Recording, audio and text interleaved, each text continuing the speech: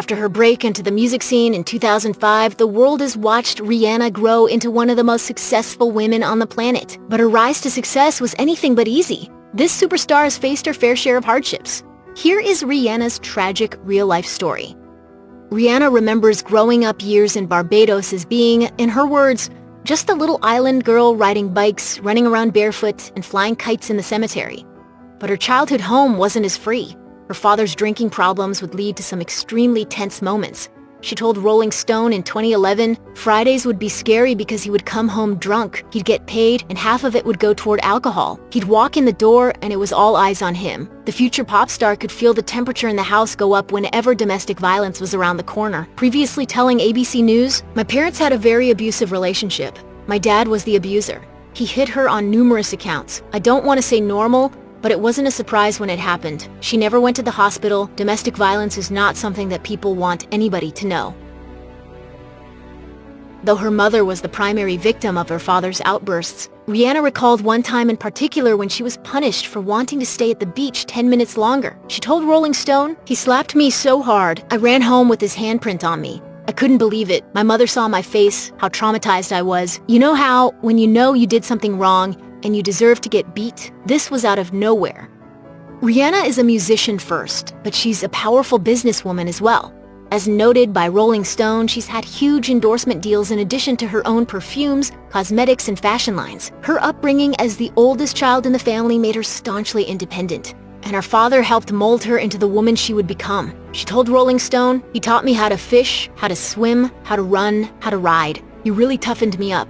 When she was young, Rihanna's father sold clothes on the street or out of his car to make a living. Whether through want or necessity, she would sometimes join him. In a 2011 interview with The Sun, her father, Ronald Fenty, said, "She used to sell stuff on the side of the street like I did. She'd come outside of the store and put up a rack and sell hats and belts and scarves. She would also buy sweets, put them in packages, and take them to school to sell to her friends for a profit." It was that entrepreneurial spirit that had Rihanna's father thinking she would end up in business. And in the end, he was right. Addiction sadly took a substantial toll on this celeb's early life when drugs planted their hooks in Rihanna's father and ran havoc through her family home. On Oprah's Next Chapter, she tearfully told Oprah Winfrey that her family broke up because of his addiction.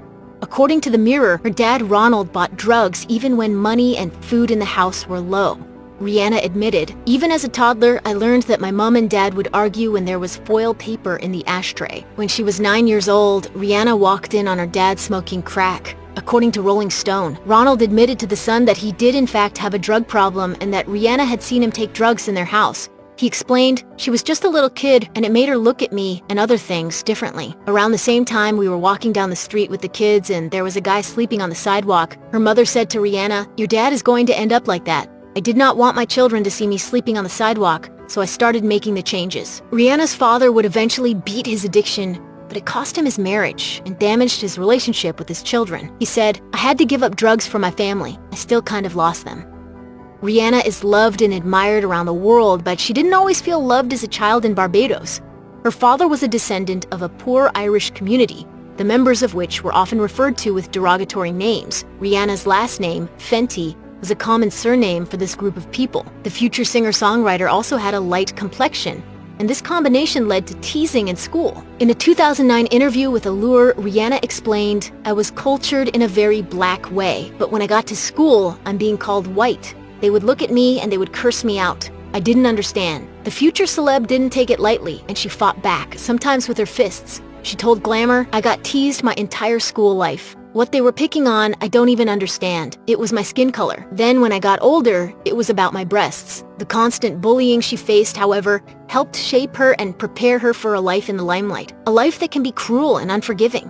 She told Harper's Bazaar in 2015, "This thick skin has been developing since my first day at school. It didn't happen after fame. I couldn't survive fame if I didn't already have it. So sometimes the toughest thing in life is to be vulnerable." I wanted to do everything my way, and it's kind of like a bad girl attitude. I got a little rebellious, I got a little attitude. With Rihanna's father battling his own demons and the fights at home increasing, the future celeb's mental health understandably suffered. Though the trouble at home was kept private, the young Rihanna began to separate herself from the other kids at school. It was around this time that the future singer's grades slipped along with her health. Rihanna's mother, Monica, revealed to Rolling Stone she had always been a straight-A student, but she started to struggle. She would suffer from these terrible headaches. She had to get CT scans. Rihanna's headaches went from age 8 to 14, but the doctors had no answers for the excruciating migraine-like attacks. Initially, they believed she may have a tumor of some sort. However, the test results always came back negative. It wasn't until her parents separated and the fighting stopped that the headaches finally went away. Rihanna believes that the pain was caused by the emotional stress of the arguing and domestic abuse.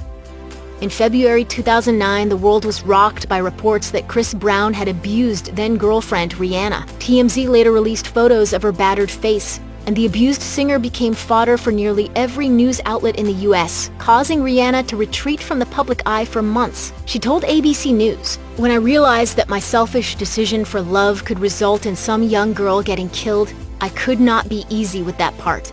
I couldn't be held responsible for telling them, go back." In her isolation, however, she began to worry about Brown, despite her being the victim.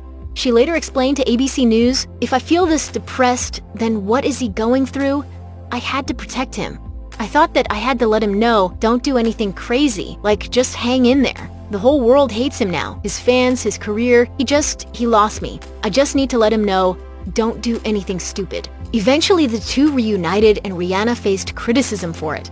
For her part, she was disappointed because she'd made a promise to her younger self that she was, quote, never going to date somebody like her dad. As E! News reported, she wasn't proud of her choice, but she had been overpowered by love. They're entitled to feel angry because it wasn't a good thing, that happened. But you have forgiven him. But I have.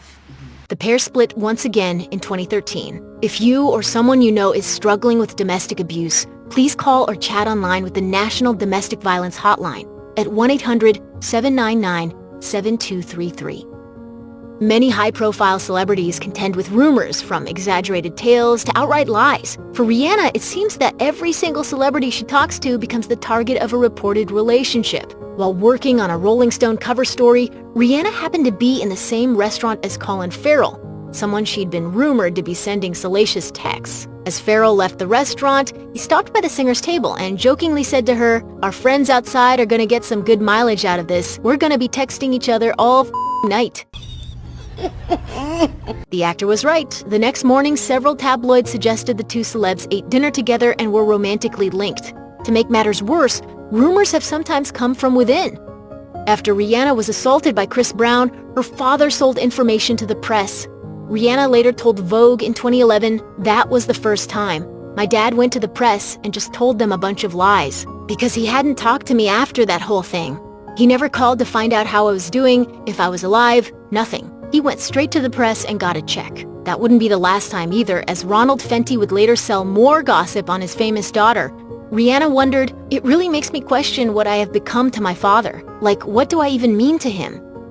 After her challenges with Chris Brown, Rihanna found that she was spiraling into a dark place. She recalled on Oprah's Next Chapter that she was resentful, angry, and struggling to overcome it all. When asked how she finally got through it, Rihanna said, "I repaired my relationship with Dad." The singer had grown apart from her father after her parents' divorce years earlier. I couldn't separate him as a husband from him as a father.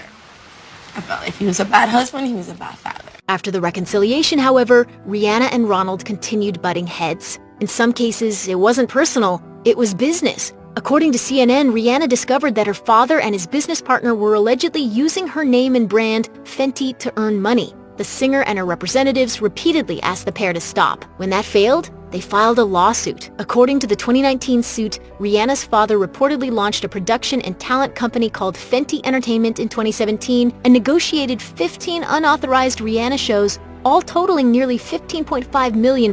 He even reportedly attempted to use the Fenty brand to register a line of resort hotels. MSN reports that the case would be moving to a jury trial in June 2020. Rihanna was exposed to things in life much earlier than most. By the time the singer-songwriter was 16 years old, her father had moved out and her mother had returned to work to support the family. This left the younger teenager at home to look after her younger brother. Though it caused Rihanna to grow up quickly, she looks back at these times fondly, telling Elle that it was, quote, probably the best summer she ever had. But it was more than one summer that she would act as caregiver. While Rihanna takes on much of this willingly, like gifting her mother a massive mansion, some of it has been imposed upon her. In 2008, she was forced to send her father home from her US tour for drunken behavior. According to the Daily Mail, in order to save her father from going to jail for a California arrest, Rihanna agreed to pay $58,000 for him to enter a Malibu rehab program in 2013. And while speaking with Rolling Stone, Rihanna revealed that her dad once sent her a text with nothing but prices for furniture that he wanted to buy for his house. She explained, "It's fine, I'll give my father anything. It's not something that's hard for me to help him with. It's just like, damn dad.